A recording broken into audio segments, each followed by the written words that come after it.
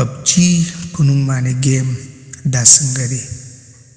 ما چې څومره معلومات د دې ګیم متعلق وکړ نو ما ته داسې معلومه شوه چې دا ډېر خطرناک ګیم دی.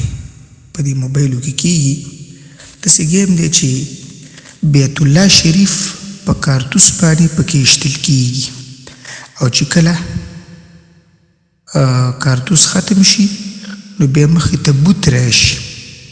په دې ګیم کې به هغه بوت ته سجده وکړي نو بیا به تا ته نور کارتوس میلاو شي.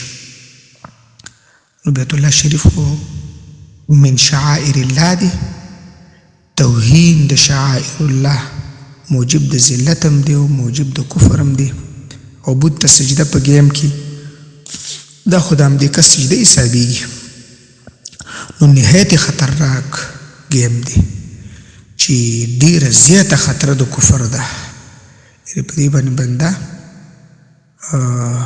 د ایمان نه خلاصېږي. خطرناک ګیم دی. نو دې نظر ساتل جدا ضرور دی، ډېر ضرور دی، انتهایی ضروري خبره ده. دغه میسج دغه جواب عام کړئ چې څومره کېدی شي دا خور کړئ. السلام علیکم ورحمة الله وبرکاته.